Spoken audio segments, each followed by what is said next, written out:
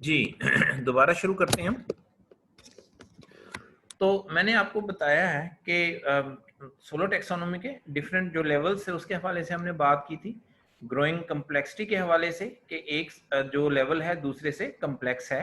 तो unit structural level पे मैंने बताया था कि तालिब इल्म को सिर्फ एक पहलू का पता होता है, मल्टी स्ट्रक्चरल में दो या दो से ज़्यादा, और रिलेशनल लेवल पे उनके दरमियान वो जो भी रिलेशनशिप होता है मुख्तलिफ फैक्टर्स के दरमियान, उनके अंदर जो रिलेशनशिप है वो भी जानता है। और एक्सटेंडेड एब्स्ट्रैक्ट में मैं आपको मिसाल दे रहा था कि extended abstract beyond the data, अगर बच्चों को कुछ डाटा दिया जाए तो और उनसे ऐसी बात पूछी जाए जो बियॉन्ड दी डाटा हो तो वो एक्सटेंडेड एब्स्ट्रैक्ट है। फॉर एग्जांपल हम बच्चों से कहें कि पाकिस्तान की जो आबादी जो है, पाकिस्तान की आबादी 1947 में इतनी थी और 1975 में इतनी थी, 2000 में इतनी थी और 2020 में इतनी है और 2050 में कितनी होगी। तो यहाँ अगर ये डाटा दिया जाए और बच्चों से कहा जाए जी या वो बताएं, तो इसका जवाब जो बच्चे बताएंगे वो किस लेवल पे होंगे, वो एक्सटेंडेड एब्स्ट्रैक्ट। आपने देखा होगा क्रिकेट मैच जब हो रहा होता है तो वो एक वो आपको बता रहे होते हैं कि पहले 10 ओवर में इतने स्कोर्स बने, दूसरे 10 ओवर में इतने स्कोर बने और तीसरे 10 ओवर्स में इतने स्कोर्स बने हैं। तो ये अभी 30 ओवर्स का मैच है तो वो एक्सपेक्टेड आपको बता देते हैं कि 50 ओवर्स तक टीम कितना स्कोर करेगी। तो ये क्या है, एक्सटेंडेड एब्स्ट्रैक्ट है, ये हायर लेवल का है। ठीक है, जिसके अंदर बच्चे जो डाटा है उससे मालूमात को एक्सट्रैक्ट करते हैं और जो डाटा उनको दिया जाता है उससे बियॉन्ड इंफॉर्मेशन जो है वो ड्रा करते हैं। अच्छा जी, इसके बाद हम बात करेंगे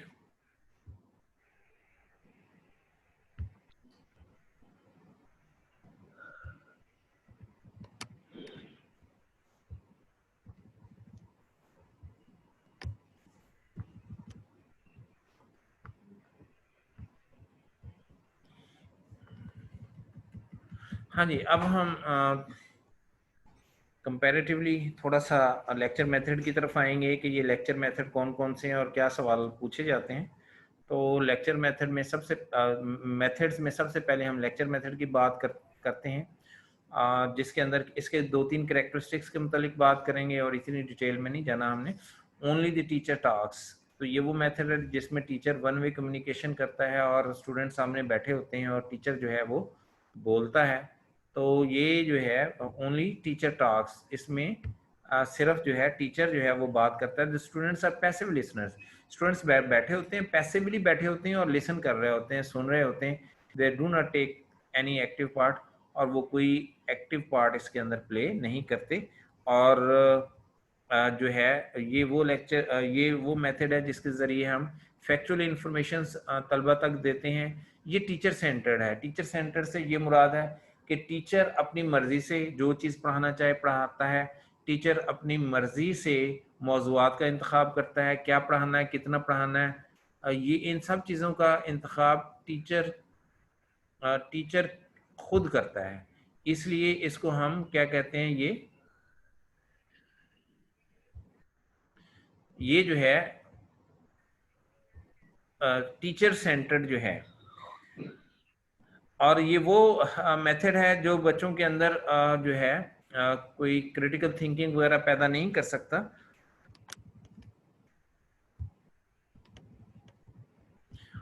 अगर इसके ऑब्जेक्टिव्स की बात करें तो चीज़ों को एक्सप्लेन करना हो, क्लैरिफाई करना हो और बहुत सारे मवाद जो है तलबा तक पहुंचाना हो, तो उसके लिए हम इसी मेथड का इस्तेमाल जो है वो करते हैं।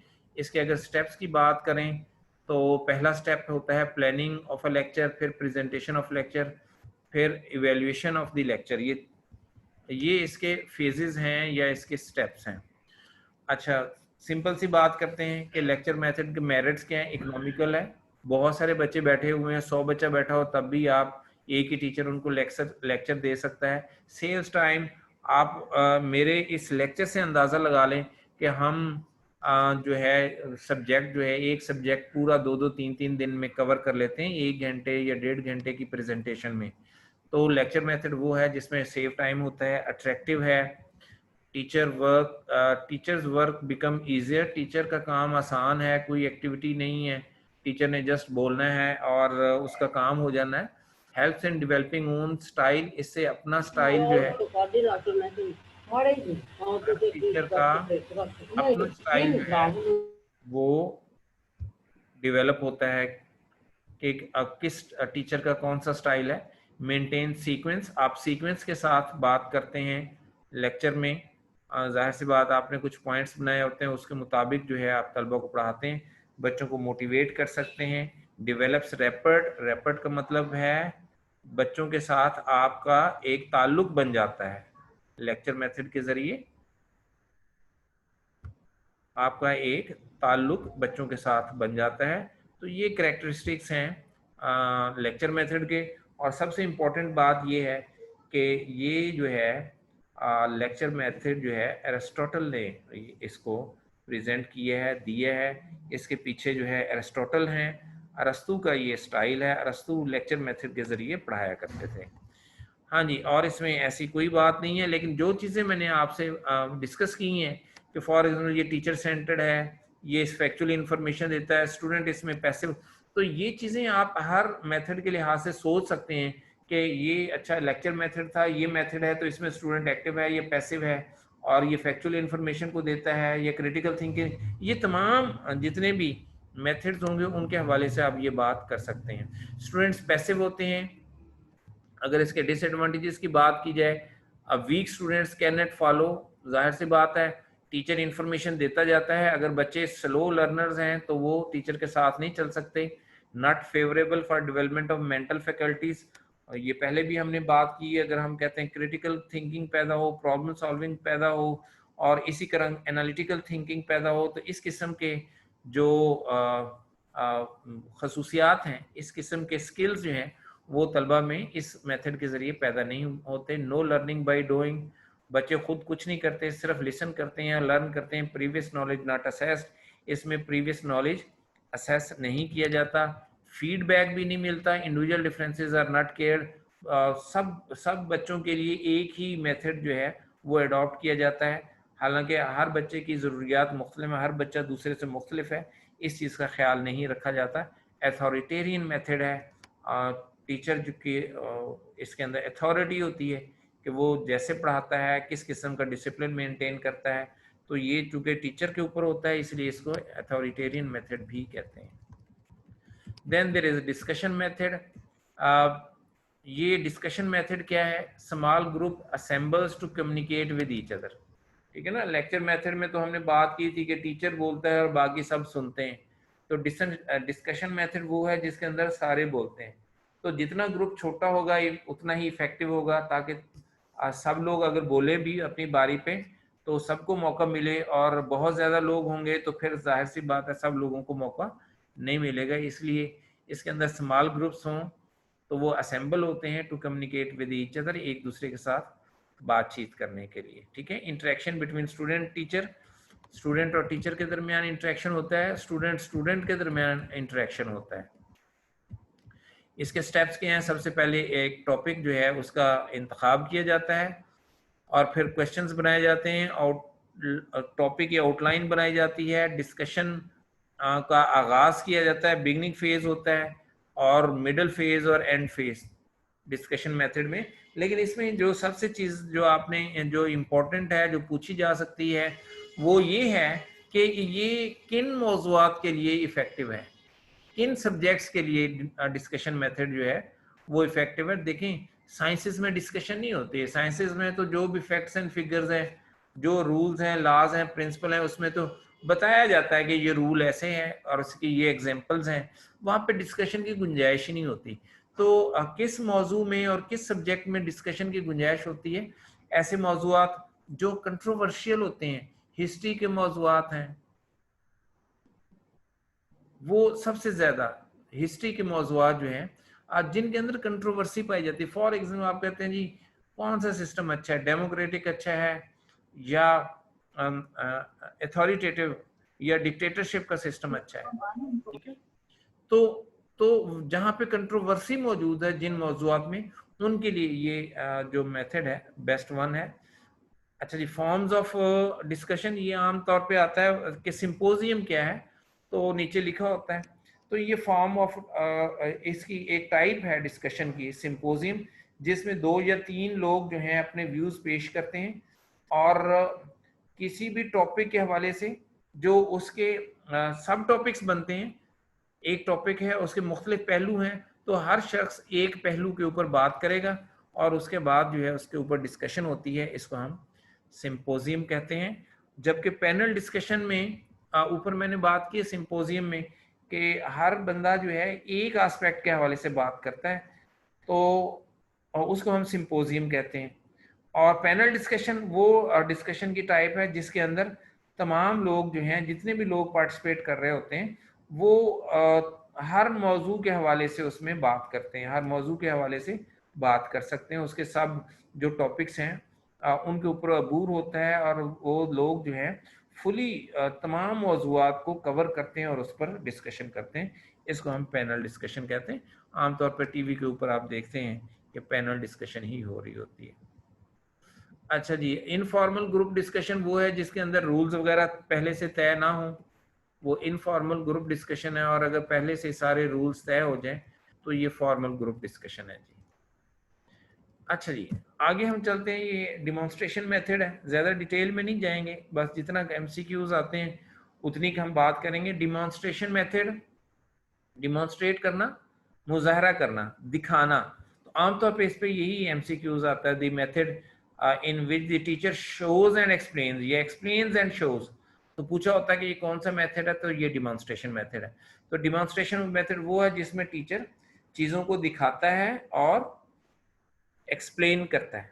ठीक है ना। फॉर एग्जाम्पल उसने माइक्रोस्कोप अपने सामने रखी हुई है और बच्चे जो है इर्द गिर्द उनके खड़े हैं टीचर के, और वो टीचर जो है वो बता रहा है कि ये जो है आ, ये माइक्रोस्कोप का इस हिस्से को जो है वो ये कहते हैं, इसको बेस कहते हैं, इसको हैंडल कहते हैं, इसको ऑब्जेक्टिव्स कहते हैं। मुख्तलिफ उसके पार्ट्स की तरफ इंडिकेट कर रहा होता है और तलबा को दिखा रहा होता है, और साथ साथ उसके जो पार्ट्स हैं उनके स्ट्रक्चर को और उनके फंक्शन को एक्सप्लेन कर रहा होता है। तो ये ऐसा मेथड जो है वो डिमॉन्स्ट्रेशन मेथड कहलाता है। तो अगेन यहाँ भी बच्चे जो हैं वो देख रहे होते हैं, खुद पार्टिसिपेट नहीं करते। वो पार्टिसिपेट तो करते हैं लेकिन एक्टिवली पार्टिसिपेट नहीं करते, वो चीज़ों को देख रहे होते हैं और सुन रहे होते हैं, जबकि टीचर जो है वो बच्चों को एक्सप्लेन कर रहा होता है। तो ये डिमॉन्स्ट्रेशन मेथड है। तो आगे चलते हैं। ये एक आधी बात और इसमें हम एक्सप्लेन करेंगे। तो एडवांटेजेस क्या है, लोअर कास्ट है कि आपके पास एक ही सेट है, उसके ज़रिए आप पूरी क्लास को जो है वो चीज़ें दिखा देते हैं। तो ये लोअर कास्ट है। अवेलेबिलिटी ऑफ इक्विपमेंट, अगर आपके पास ज़्यादा इक्विपमेंट नहीं है, एक ही इक्विपमेंट है, तो उसके ज़रिए आप पूरी क्लास को दिखा सकते हैं। इकोनॉमी ऑफ टाइम, बजाय इसके सब बच्चे अलग अलग प्रैक्टिस करें और देखें और एक्टिविटी परफॉर्म करें, वो टीचर सबको दिखाकर वो चीज़ों को एक्सप्लेन कर देता है। Less hazard from dangerous material, ये बड़ी इंपॉर्टेंट बात है इसमें कि less hazard from dangerous material.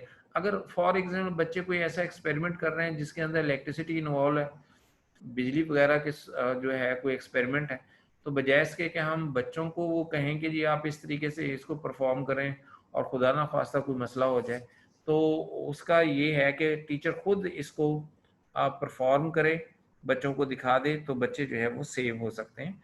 Less hazard, जो डेंजरस मटेरियल है या सिचुएशन है उससे बचा जा सकता है। हाँ जी, आगे चलते हैं जी। डिसएडवांटेजेस क्या है, all contents can not be covered, क्योंकि अब चीज़ें टीचर शो कर रहा होता है, प्रैक्टिकली परफॉर्म कर रहा होता है, तो हर चीज़ जो है इतने सारे कंटेंट्स को जो सिलेबस के अंदर भरमार होती है, सबको इस तरीके से पढ़ाना शुरू करेंगे तो बहुत ज़्यादा टाइम लगेगा और तमाम कंटेंट्स कवर नहीं होंगे। ठीक है। Also students can not participate, बच्चे भी कम कम इसमें पार्टिसिपेट करते हैं, क्योंकि आगे वाले बच्चे ही देख सकते हैं, पीछे वाले बच्चे नहीं देख सकते। लो थिंकिंग इन फास्ट डेमोन्स्ट्रेशन, अगर टीचर जल्दी जल्दी बताएगा तो स्लो लर्नर साथ नहीं चल सकेंगे। तो ये हमने बात की है किस मेथड की, हमने डिमॉन्स्ट्रेशन मेथड की बात की। आगे हेरिस्टिक मेथड है, इसके मीनिंग पूछ लिए जाते हैं। हेरिस्टिक मीन आमतौर पे ये होता है। तो इट मीन्स टू डिस्कवर और इन्वेस्टिगेट, चीज़ों को डिस्कवर करना, ये इन्वेस्टिगेट करना, ये हेरिस्टिक मेथड कहलाता है। अच्छा जी, इसके एक्सपोनेंट कौन है, इसको पेश करने वाले कौन है, आर्मस्ट्रॉन्ग। आर्मस्ट्रॉन्ग जो है उन्होंने ये मेथड जो है वो पेश किया है, जिसको हम हेरिस्टिक मेथड। अगर मैं इसकी मिसाल दूं तो फॉर एग्जांपल साइंस से एक मिसाल ले लेते हैं। बच्चे से पूछते हैं कि हम मुख्तलिफ टेस्ट ट्यूब, 3 टेस्ट ट्यूब दे देते हैं। एक के अंदर हम उनको कहते हैं जी आप पानी और नेल्स डाल लें, दूसरे के अंदर सिर्फ नेल्स हों, और तीसरे के अंदर जो है आप पानी भी हो, नेल्स भी हों, और उसको एयर टाइट कर दिया जाए और उनसे पूछा जाए जी बताएं आप जो है कि ये किस या उनसे कहें जी आप इसको देखें, ऑब्जर्व करें, और 15-20 दिन के बाद जाहिर सी बात है कहीं ना कहीं वो नेल्स मुराद कील, उसको जंग लग जाएगा। तो उनसे अगर पूछा जाए ये जंग क्यों लगेगा, तो वो खुद इसका जवाब दे सकेंगे जी देखें पहली टेस्ट ट्यूब में ये कंडीशंस थी, पानी था सिर्फ, दूसरी में पानी और ऑक्सीजन दोनों थे, तीसरी में फिर सिर्फ ऑक्सीजन थी। तो जहाँ पानी और ऑक्सीजन थे वहां पे जो है वो नेल्स को जंग लगा है। तो ये जाहिर सी बात है बच्चे खुद एक्सप्लोर करते हैं, इन्वेस्टिगेट करते हैं, इसी को हम हेरिस्टिक मेथड कहते हैं। हाँ जी, प्रोजेक्ट मेथड क्या है जी, प्रोजेक्ट मेथड जो है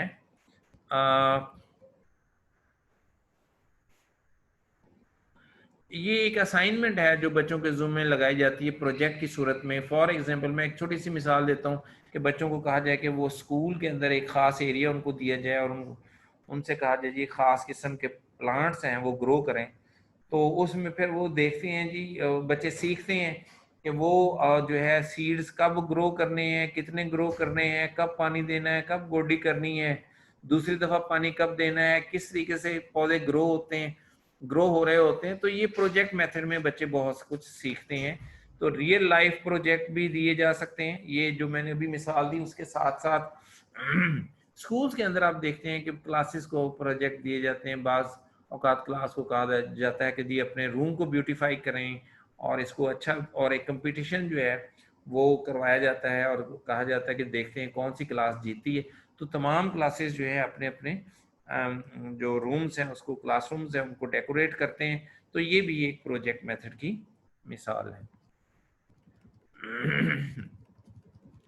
अच्छा, ये प्रोजेक्ट जो है वो 3-4 किस्म के हैं। कंस्ट्रक्टिव, जिसके अंदर कोई ना कोई उनको टास्क दिया जाता है और वो कोई चीज़ बनाते हैं। आर्टिस्टिक, जिसके अंदर वो चीज़ों को, जिस तरह मैंने मिसाल दी, ब्यूटीफाई करते हैं, क्लासरूम्स को ब्यूटीफाई करते हैं। प्रॉब्लम सेंटर भी प्रोजेक्ट हो सकता है कि ये प्रॉब्लम है, आप इसका सोल्यूशन तलाश करें। तो ये भी जो है एक प्रोजेक्ट की किस्म है। तो ग्रुप प्रैक्टिस, जिसमें पूरे ग्रुप को जो है हम प्रोजेक्ट जो है वो देते हैं, तो इसको हम ग्रुप प्रैक्टिस भी कहते हैं। तो ये मुख्तलिफ टाइप्स के प्रोजेक्ट हैं जो हम बच्चों को असाइन करते हैं। अच्छा जी, इसमें स्टेप्स आगे देखें। प्रोविजन ऑफ अ सिचुएशन, एक खास हम सिचुएशन देते हैं, उसके अंदर फिर वो बच्चे जो है ऑब्जेक्टिव्स को सिलेक्ट करते हैं कि उन्होंने करना क्या है, प्लान करते हैं, प्लानिंग के बाद वो प्रोजेक्ट को एग्जीक्यूट करते हैं, फिर उसकी वैल्यूएशन होती है और फिर रिकॉर्डिंग की जाती है। तो ये स्टेप्स हैं किसके, प्रोजेक्ट मेथड के। अब हम बात करते हैं जी एक्टिविटी मेथड। एक्टिविटी आप सब लोग जानते हैं कि टू परफॉर्म, एक्टिविटी क्या है, perform certain activity, to do any task first in order to gain the first hand experience. आपने फर्स्ट हैंड एक्सपीरियंस हासिल करना है, तो उसके लिए आपको कोई रियल लाइफ सिचुएशन दी जाती है, तो आप उसके अंदर कोई ना कोई एक्टिविटी परफॉर्म करते हैं, तो इसको हम एक्टिविटी मेथड कहते हैं। फॉर एग्जांपल हम बच्चों को कहते हैं अच्छा जी हम आपको सोलर सिस्टम पढ़ाने जा रहे हैं, आप ये जो है ये आपको ये इंफॉर्मेशन दी जा रही है, आप जो है सूरज से जो है मुख्तलिफ स्टार्स असाइन कर दिए जाते हैं कि ये बच्चा फलां स्टार है, ये बच्चा फलां स्टार है, तो डिस्टेंस के हवाले से वो सन की इर्द गिर्द रिवॉल्व करेंगे। तो ये इस किस्म की बच्चों से एक्टिविटी करा ली जाए तो बच्चों की लर्निंग जो है वो ज़्यादा होती है। तो इस मेथड को, जिसमें बच्चे खुद परफॉर्म करते हैं, फर्स्ट हैंड एक्सपीरियंस वो हासिल करते हैं, तो ऐसे मेथड को हम एक्टिविटी मेथड कहते हैं।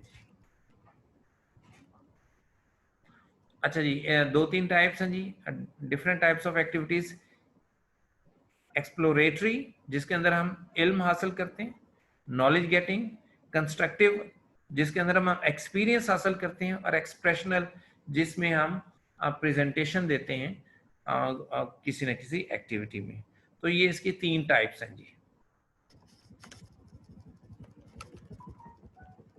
अच्छा जी, ये प्रॉब्लम सॉल्विंग मेथड कोई इतना एमसीक्यूज के हवाले से नहीं है, लेकिन ये है कि प्रॉब्लम सॉल्विंग मेथड में बच्चों को एक प्रॉब्लम दिया जाता है और उनसे कहा जाता है कि इसका सोल्यूशन तलाश करें। इसमें जो इंपॉर्टेंट चीज़ है वो ये है कि इसके स्टेप्स क्या हैं। तो इसके स्टेप्स जो हैं वही हैं जो रिसर्च के अंदर भी हम पढ़ते हैं, और यहाँ भी इनको हम एक दफ़ा देख लेते हैं। सबसे पहले recognising the problem, defining the problem, collecting the relevant data, organising and evaluating the data, formulation of hypothesis, arriving at the final solution and verification of the solution.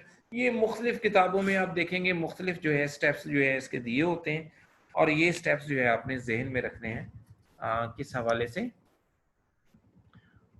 Problem solving method के हवाले से जी। ठीक है, अच्छा जी। अच्छा, ये inductive और deductive method, ये हम पहले भी बात इस पे कर चुके हैं। इंडक्टिव मेथड की अगर बात है, child is unable to arrive at general conclusion, कि बच्चा, इंडक्टिव मेथड में मैंने बताया था इसके लिए जो हम टर्म इस्तेमाल करते हैं that is from specific to general. ये इंडक्टिव मेथड है। स्पेसिफिक टू जनरल से क्या मुराद है कि बच्चा कुछ ऑब्जर्वेशंस करता है, कुछ चीज़ों को देखता है और उसकी बुनियाद पे कोई जनरलाइजेशन बना देता है, कोई थ्योरी बन जाती है, कोई लॉज बन जाते हैं, तो इसको इंडक्टिव मेथड कहते हैं। डिडक्टिव मेथड में पहले कोई जनरलाइजेशन होती है और उसके बाद जो है स्टूडेंट्स जो हैं अलग अलग उसकी एग्जांपल्स दे सकते हैं। For students are told air has weight, thus they are asked to verify it by means of different experiments। तो बच्चों को पहले बता दी, पहले तो ये जनरलाइजेशन है कि क्या एयर हैज वेट, ठीक है। तो फिर बच्चों को कहा जाता है कि वो इनफरादी तजर्बात करें, फ्रॉम जनरल टू स्पेसिफिक। तो इनफरादी ताल्लुक, इनफरादी जो उन्होंने करना है, एक्सपेरिमेंट्स परफॉर्म करें, और पहले जनरलाइजेशन दे दी गई है, उसके बाद अपने इनफरादी तजर्बात जो है वो उससे करें। तो फ्रॉम जनरल टू स्पेसिफिक ये क्या है, this is deductive method. Drill method क्या है, ड्रिल मेथड प्रैक्टिस का मेथड है जिसके अंदर हम प्रैक्टिस करते हैं। फॉर एग्जांपल जो है आप सब लोग जाते हैं, आप सब लोग जानते हैं कि बच्चों को पहाड़े याद करवाए जाते हैं, मुज़क्कर मुअन्नस से याद करवाए जाते हैं। तो वो जितनी बच्चे प्रैक्टिस करेंगे उतना ही उनको ज़्यादा याद होगा। तो ये ड्रिल जो है मेथड है। इसके बाद क्वेश्चन आंसर मेथड है, बच्चों से सवालात किए जाते हैं, बच्चे उनके जवाब देते हैं, ठीक है। तो ये भी जो है इंफॉर्मेशन को कम्युनिकेट करने का एक मेथड है जिसको हम क्वेश्चन आंसर मेथड कहते हैं। इसमें एक चीज इंपॉर्टेंट आपने याद रखनी है कि this is the method given by the Socrates, सुकरात का ये तरीका है जी। अच्छा जी, इसके बाद हम बात करेंगे जी माइक्रो टीचिंग की, वेरी इंपॉर्टेंट, और मेरे ख्याल में सबसे ज्यादा इंपॉर्टेंट जो है वो क्या है, माइक्रो टीचिंग। हाँ जी, the term was coined by White W. Allen and his co-workers in 1961 at Stanford University, USA। ये जो है माइक्रो टीचिंग की जो टर्म बनाने वाले जो लोग हैं वो कौन है, वाइट W. एलन, और उनके को-वर्कर्स ने ये जो है टर्म बनाई 1961 में, और वो काम कर रहे थे स्टैनफोर्ड यूनिवर्सिटी यूएसए में। और माइक्रो टीचिंग है क्या, ये अभी हम बात करते हैं। Basically micro teaching is a teacher training technique. याद रखें, माइक्रो टीचिंग कोई टीचिंग मेथड नहीं है, माइक्रो टीचिंग कोई टीचिंग मेथड नहीं है, बल्कि ये एक टीचर ट्रेनिंग टेक्निक है। अच्छा जी, टीचर ट्रेनिंग टेक्निक क्या है, तो टीचिंग, हम कहते हैं teaching is a complex activity. Teaching में बहुत सारे स्किल्स हम इस्तेमाल करते हैं। तो माइक्रो टीचिंग क्या है, माइक्रो टीचिंग ये है कि हम ट्रेनी टीचर्स को एक एक करके, अलग अलग एक एक करके टीचिंग स्किल्स सिखाते हैं, इसी को हम माइक्रो टीचिंग कहते हैं। अगर मैं आपको मिसाल दूं माइक्रो टीचिंग की, तो आपने देखा होगा, ऑब्जर्व किया होगा कि जो दर्जी है वो किस तरीके से बच्चों को सिखाता है। जो बच्चे उससे काम सीखने के लिए जाते हैं तो दर्जी उसको कैसे सिखाता है, आपको पता है कि दर्जी सबसे पहले एक ही टास्क देता है कि बच्चे ने काज करने हैं, वो 2-3 महीने काज ही करता रहता है। उसके बाद जो है उसको कोई सिलाई की तरफ लेके आता है, सीधी सिलाई की तरफ, और 2-3 महीने उसी के ऊपर, फिर वो बटन लगाने में 2-3 महीने एक ही टास्क देता है, एक ही स्किल उनको सिखाता है। तो माइक्रो टीचिंग भी यही है कि हमने तलबा, ट्रेनी टीचर को, मैंने पहले बताया this is a teacher training technique, trainee teacher को एक एक टीचिंग स्किल करके हम सिखाएंगे, उसी को माइक्रो टीचिंग कहते हैं। अब हम आते हैं इसके इसके वर्ड की तरफ के माइक्रो टीचिंग है क्या। तो micro mean scale down teaching, micro teaching scale down teaching है। माइक्रो मीन छोटा या स्केल डाउन, ये वो टीचिंग है जो स्केल डाउन। तो स्केल डाउन किस लिहाज से स्केल डाउन है? स्टूडेंट की नंबर के लिहाज से। इसमें माइक्रो टीचिंग में स्टूडेंट्स की तादाद कितनी होती है? 5 से 10। और दूसरी बात स्केल डाउन किस लिहाज से है कि इसमें शॉर्ट टाइम के लिए होती है, 5 से 10 मिनट के लिए माइक्रो टीचिंग होती है। माइक्रो टीचिंग किस लिए होती है? 5 से 10 मिनट के लिए। और तीसरी बात, इसमें हर चीज नहीं सिखा दी जाती, सिर्फ एक स्किल सिखाया जाता है। कितने स्किल सिखाए जाते हैं? Only 1 skill eight 1 time. तो माइक्रो टीचिंग का मतलब क्या हुआ? Scale down teaching. इसमें क्या चीजें आती हैं कि क्लास साइज छोटा है, कितने स्टूडेंट्स है? 5 से 10। टाइम कितना है? 5 से 10 मिनट होते हैं। और स्किल कितना सिखाना? एक ही स्किल। ठीक है। तो ऐसी टीचिंग जो स्केल डाउन हो, जो जिसमें स्टूडेंट्स के साथ 5 से 10 हो और टाइम जो है 5 से 10 मिनट हो, और एक ही स्किल सिखाया जाए। किसको सिखाया जाए? ट्रेनी टीचर को। तो इसको हम माइक्रो टीचिंग कहते हैं जी। ठीक हो गया। अच्छा जी, अब इसका तरीकाकार क्या होता है? इसका तरीकाकार ये होता है कि टीचर जो है ट्रेनी टीचर को कहता है जी, फॉर एग्जांपल हम उसको सिखा रहे हैं कि व्हाइट बोर्ड का इस्तेमाल ट्रेनिंग टीचर ने कैसे करना है। क्या करना है? एक ही स्किल बता रहे हैं, क्या? व्हाइट बोर्ड का इस्तेमाल। तो टीचर कहेगा जी आप 10 मिनट के लिए आप अपना लेसन तैयार करें किसी भी टॉपिक के ऊपर, और 5 से 10 बच्चों को आप पढ़ाएं, और हमने जो है आपका सिर्फ और सिर्फ एक ही स्किल नोट करना है, और वो ये है कि आप व्हाइट बोर्ड का यूज कैसे करते हैं। तो ट्रेनिंग टीचर इसको तैयार करेगा, प्रेजेंटेशन देगा, सुपरवाइजर पीछे बैठा होता है। This is very important. Supervisor पीछे बैठा होता है और देख रहा होता है कि ट्रेनिंग टीचर जो है वो व्हाइट बोर्ड का इस्तेमाल कैसे कर रहा है। ठीक है। तो सुपरवाइजर बैठा होगा, और ये भी हो सकता है कि वहां पे क्या हो, एक कैमरा लगा दिया जाए और जो उसकी प्रेजेंटेशन को रिकॉर्ड करे, और प्रेजेंटेशन जो 5 से 10 मिनट की है। तो उसमें क्या होता है फिर कि जब प्रेजेंटेशन खत्म हो जाती है तो सुपरवाइजर जो है वो ट्रेनिंग टीचर को बताता है कि उसने जो व्हाइट बोर्ड का इस्तेमाल है वो कैसे किया है, और उसकी जो डेफिशिएंसीज हैं वो पिन पॉइंट की जाती हैं। और अगर कैमरा लगा हुआ था, रिकॉर्डेड थी ये सारी चीजें, तो रिकॉर्डिंग में उसको बताया जाता है कि जी यहाँ यहाँ पे उसने गलतियां की हैं। और फिर उसको कहा जाता है कि जी दोबारा वो लेसन तैयार करें 5 से 10 मिनट का, और फिर अगेन जो है उसने व्हाइट बोर्ड का यूज जो है वो करना है। और हमने यही असेस करना है कि तालिब इल्म जो है वो व्हाइट बोर्ड का यूज कैसे कर रहा है, तो उसी को असेस करना है दोबारा। और ये साइकिल उस वक्त तक चलता रहता है जब तक ट्रेनी टीचर जो है उस स्किल पर अबूर ना हासिल कर ले। तो this is what we are saying micro teaching. इसी को हम क्या कह रहे हैं? ये माइक्रो टीचिंग है। ठीक है, कि एक स्किल दिया जाता है, उस पर वो प्लान करता है, प्रेजेंट करता है, और सुपरवाइजर जो है उसको देखते हैं, उसको फीडबैक देते हैं। फीडबैक के बाद जो है उसको कहा जाता है कि दोबारा वो लेसन को तैयार करे। वो रीटीच करता है, रीप्लान करता है, रीटीच करता है, और रीवैल्यूएशन होती है, और फिर जो है ये सिलसिला उस वक्त तक चलता रहता है, ये साइकिल उस वक्त तक चलता रहता है जब तक उस पर अबूर ना हासिल कर लिया जाए।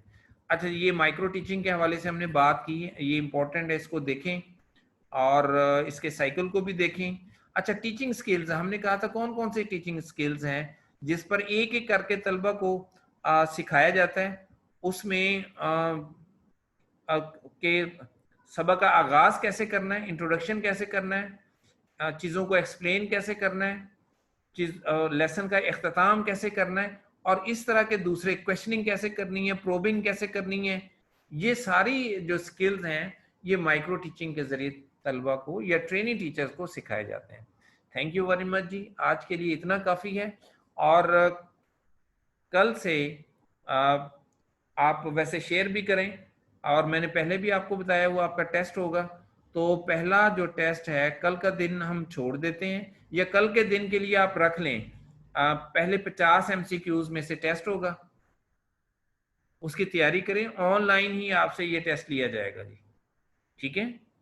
MCQs का टेस्ट होगा, सिर्फ हो सकता है 50 MCQs आप तैयार करेंगे असेसमेंट में से, उसमें से 30 MCQs का टेस्ट होगा, और ये ऑनलाइन होगा, और इंशाल्लाह उसी वक्त आपको इसके रिजल्ट का पता चल जाएगा। बाकी जो भी आप बात करना चाहें तो आप ग्रुप के अंदर कमेंट कर सकते हैं। Thank you very much ji, अल्लाह हाफिज।